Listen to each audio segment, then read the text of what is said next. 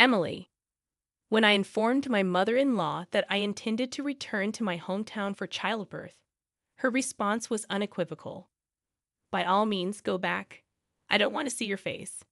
Those words brought me immense joy, as I had eagerly awaited them. You won't have to see me anymore, rest assured. Emily. I'm Emily, on the verge of turning 28.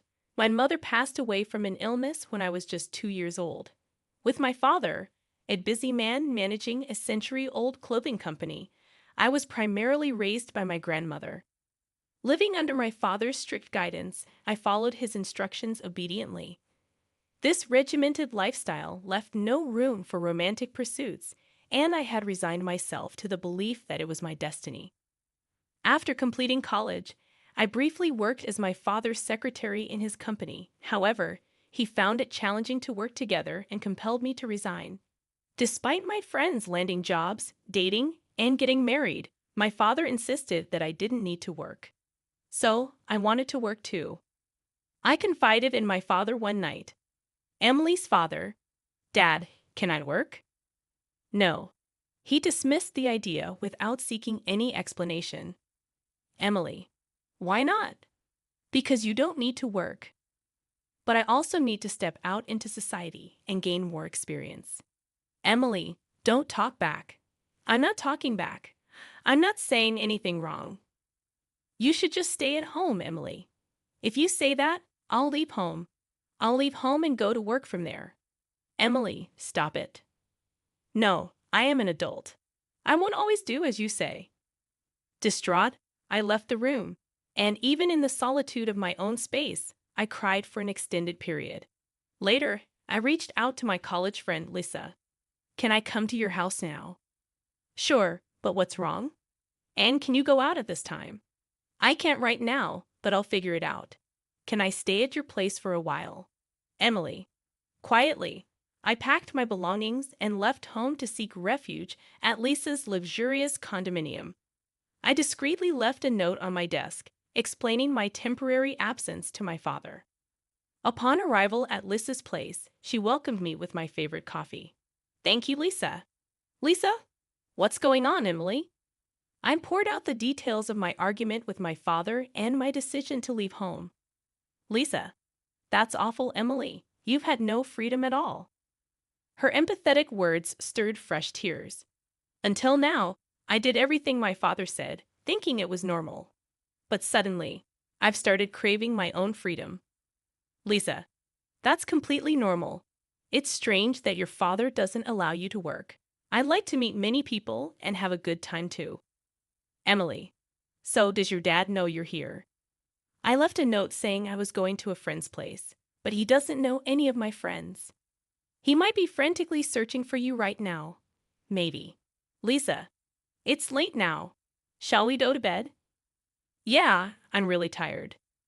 Lisa arranged a separate room for me to sleep in. The next day, when Lisa left for work, I found about 10 missed calls from my dad on my phone. Feeling sorry for him, I sent an email to reassure him not to worry. In the evening, after Lisa finished work, she called me.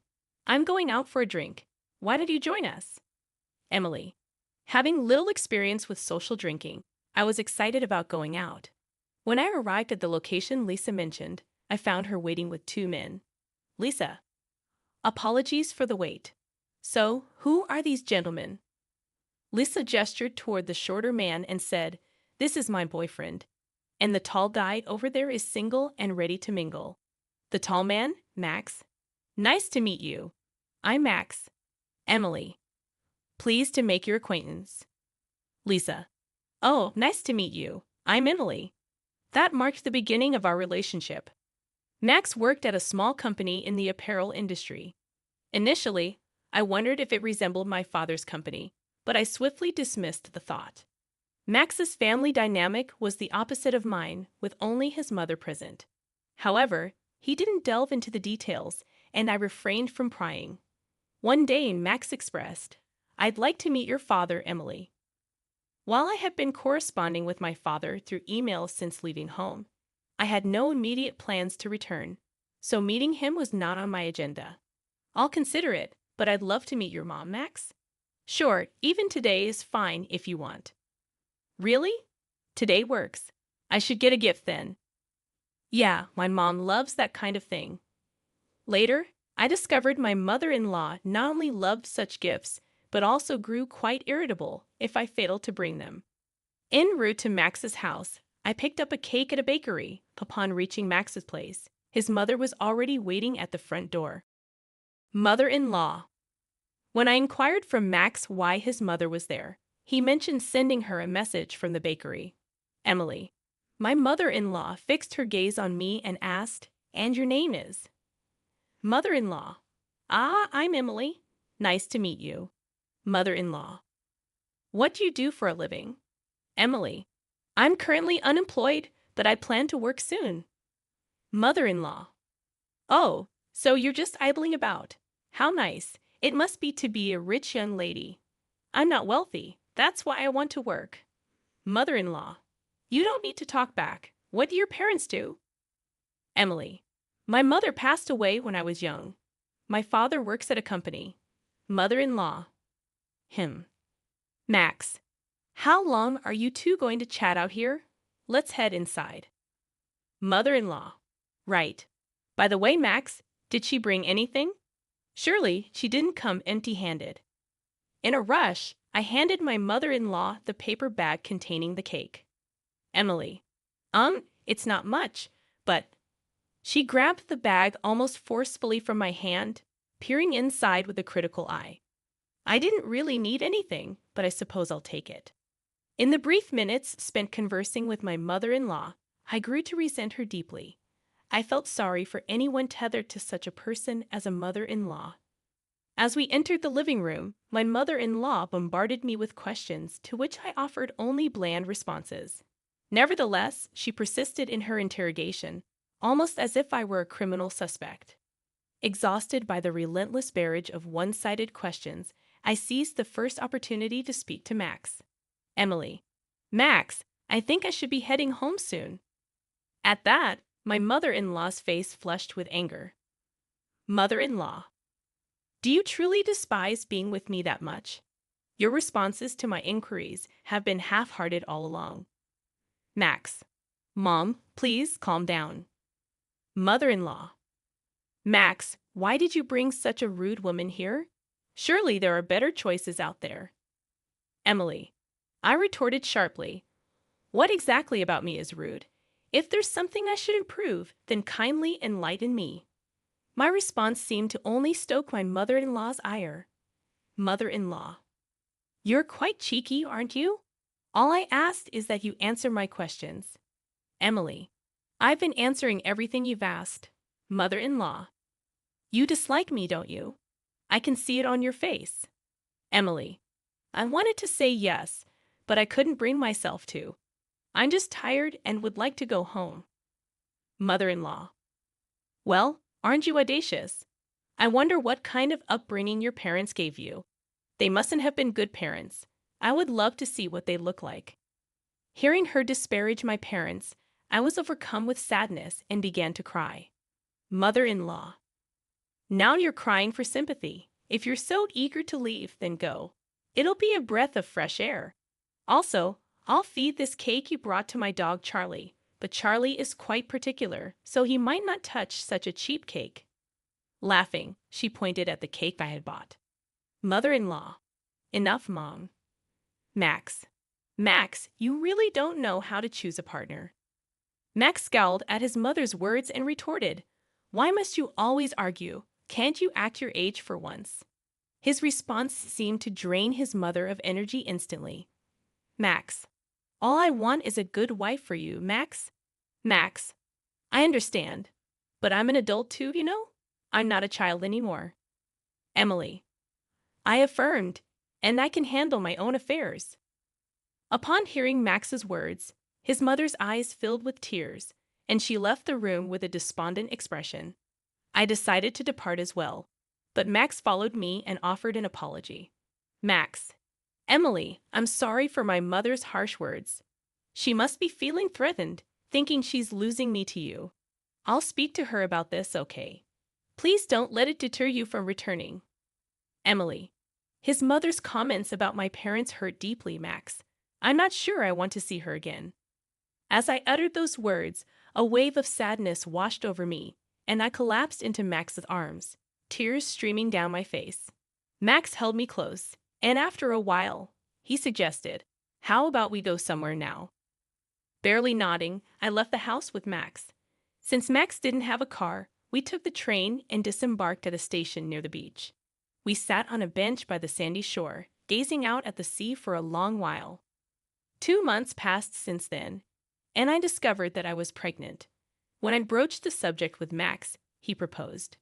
"Max, let's get married. We don't need a lavish ceremony, but let's make it official.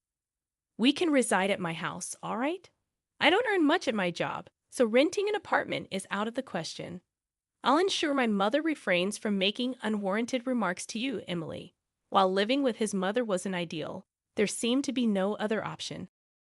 Emily: "Okay, I'll do my best to get along with your mother." And so, I found myself moving into my mother-in-law's house because of our impending marriage. I returned home to inform my father about it. His face lit up upon seeing me. Emily's father: "It's wonderful to see you looking well. I know we've been in touch, but it's been a while since we last met. What's the matter, Dad? I have something important to share." His demeanor shifted immediately. I recounted my encounter with Max, my pregnancy, and our intention to marry. My father listened silently. When I finished, he simply said, "Well, congratulations. I'm eager to meet my grandchild." His smile seemed forced. Emily: "Dad, thank you. I'm sorry for causing you sorrow as your daughter." I sat as tears flowed freely down my cheeks. My father too shed tears. I had anticipated anger, but his gentle words wounded me even more. I ended up residing with my mother-in-law due to our impending marriage. Lisa, who had been supporting me since I left home, offered her words. Lisa: "You better show me your cute baby's face soon." Emily: "Of course, and you should tie the knot soon too." Lisa: "I'm eager to walk down the aisle, but he's dragging his feet. But I believe things will fall into place. Let's dine out together again." I initially scheduled the move for Sunday, but my mother-in-law deemed it an unlucky day, so I rescheduled it for Saturday. The relocation went smoothly on Saturday morning. While the movers were busy, my mother-in-law stood by, watching them. Despite repeated warnings from the movers to step back for safety, she remained obstinate. Once the move concluded, my mother-in-law beckoned me over and said, "You didn't settle the payment, did you?" Emily: "I didn't catch that." Mother-in-law: She pretended not to understand and walked away, then handed something to the movers' leaders. Understanding dawned on me, but when she returned, she said, "Emily dear, it seemed like you were hesitant, so I paid on your behalf. Of course, you'll reimburse me later." Mother-in-law: She then cited an exorbitant sum. It far exceeded the norm, so I questioned, "You paid that much?" Emily: "Goodness, it was excessive." Mother-in-law: "It's not about the amount, but perhaps it was a tad too generous. It's the sentiment that matters in such situations. Stinginess invites curses." I'm not being stingy. I refrained from further discussion, aware it would lead to another clash. My mother-in-law wore an expression that said, "I'm always right." That's when Max intervened and asked my mother-in-law, "Mom, what's going on? What'd you say to Emily?" Mother-in-law: "Just a trivial matter," she replied curtly before walking away. Max: "Are you all right? I warned her not to hassle you." Emily: "Thank you." Preferring not to disclose the near altercation with my mother-in-law to Max, I fear he might mention it to her, exacerbating her hostility toward me. Following the move, my mother-in-law scarcely interacted with me, evidently avoiding me. There were weeks when she wouldn't speak to me at all, and those were peaceful days. One day, Max brought home some work documents in an envelope bearing the company name, Star Textiles Incorporated, which startled me. It was a name I'd often heard while working at my father's company. They were one of our subcontractors. Max: "Yeah, why do you ask?" Emily: "Just curious. I realized I know very little about your company." I refrained from disclosing that his company was a subcontractor for my father's, sensing it better left unsaid. Max, well, we're merely a small subcontractor. If our parent company decides to sever ties, we go under instantly and all employees would lose their jobs. Max chuckled with a touch of sadness. About a month later, Max began returning home late from work and seemed despondent, prompting my inquiry. Emily, you've been working late lately. Is everything all right? You seem different. He admitted, the company is in trouble. Emily, like bankruptcy? Max. Max nodded. Our parent company suddenly slashed our orders by half. Now our boss is pleading with them daily to maintain the status quo. We're also scouting for new clients. But if neither pans out, bankruptcy is inevitable. As Max recounted the situation, I considered appealing to my father to assist Max's company. However, my father adhered strictly to business principles and wouldn't extend help based on personal sentiments. Additionally, the number of business partners seemed to have dwindled significantly. I divulged to Max that my father's company was the parent company of Star Textiles. Max was initially surprised, but then implored me earnestly. Max, Emily, please implore your father not to cut ties with us. Emily, I'm sorry, Max. My father is business-minded. Personal matters won't sway him. Max, could you try, Emily? Emily, it won't change anything. As I spoke, Max sank to his knees before me. Max, please, I beg you. Emily, stop, Max. Don't do this. I'll speak to my father, but I doubt it'll make a difference. As Max raised his head, tears of relief streaked his face. That evening, I called my father and relayed Max's desperate plea. Emily, so the company Max works for is Star Textiles. I suppose I must assist them. I was taken aback. I had anticipated my father, with his stringent business ethos, to refuse outright. Emily's father, I have two conditions. First, we'll maintain business with Star Textiles as usual, but I want Max to join our company. Second, you and Max will move in with me. Do you agree? Emily, so, you're suggesting Max transfers to your company? Emily's father, I'll discuss it with him, but why the need for both of you to move in with me? Emily, all right, but why reduce dealings with Star Textiles initially? Emily's father, a new company presented an enticing offer, prompting us to consider them. However, upon investigation, we discovered their history of reneging on promises, leading us to reconsider. Hence, even without my intervention, Star Textiles would have been unaffected. Emily, perhaps. My father chuckled, and I couldn't help but join in. After hanging up, I promptly conveyed my father's conditions to Max. While relieved that Star Textiles was out of danger, Max seemed apprehensive about transitioning to my father's company.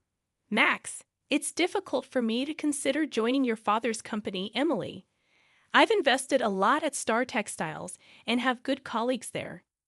Emily, I'll relay your sentiments to my father. I dialed my father once more, relaying Max's concerns, to which my father responded. Emily's father, he did say that, huh? He's a reliable, honorable man. Understood. He can continue excelling at Star Textiles, but my stance on you two moving into my house remains unchanged. Emily, understood. Post-call, Max was elated upon hearing my father's decision. Max, I told Max, just remember, don't let your mother know about my father's company. If she finds out, she'll start nagging again. Max, got it. Several weeks later, I made the decision to return home for the birth of our child. Despite it being just my father and elderly grandmother at home, it felt preferable to being under the care of my mother-in-law. Waiting until my mother-in-law was sipping her afternoon tea in the living room, I approached her. Emily, mother-in-law, regarding my childbirth, I've decided to return home. It's just my dad and my lively grandmother. Upon hearing this, my mother-in-law cast me a venomous look and retorted, by all means, go back. I don't want to see your face. Unfazed, I responded calmly. Emily, You won't have to see me anymore, so rest assured. Mother-in-law. What? Emily. I mean, I won't be returning here anymore, and soon Max will be relocating to my parents' house. Mother-in-law. What nonsense. Max is too occupied with work to move. Emily. It's sorted now.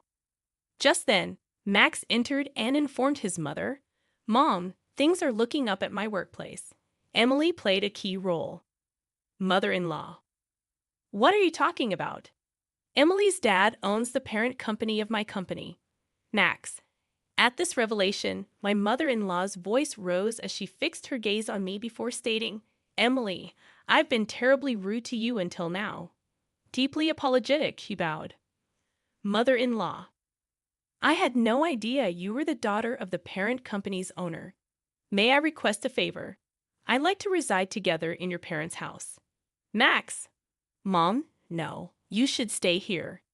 Emily. I'm not keen on living with you, mother-in-law. I'd rather not be reminded of our past encounters. Please understand. With tears in her eyes, my mother-in-law pleaded. Mother-in-law. I know it seems harsh, but I can't bear to be apart from Max. Please. Max. No, I can't agree to that. Emily. Please stop. Your past conduct has led to this situation, mother-in-law. I addressed my tearful mother-in-law, who remained kneeling. Emily. You brought this upon yourself. 6 months later, Max, our newborn daughter Kay, and I paid a visit to my mother-in-law's house. However, it was eerily quiet, devoid of any human presence. Max. Calling out to his mother, Max received no response. Max, did you mention our visit? Max. No, I thought it would be a surprise. I wonder where she is. Suddenly, my mother-in-law emerged from the bathroom, looking severely frail. She remained impassive upon seeing us. The kitchen was strewn with empty instant noodle packets, and unwashed dishes littered the sink. Max. Mom, are you all right? My mother-in-law glanced at Max, but remained silent. Max. Mother-in-law, we brought your favorite cake. As I offered the cake, my mother-in-law seized it and began devouring it without a word. Echoing my earlier sentiment, I repeated. Emily. You brought this upon yourself, mother-in-law.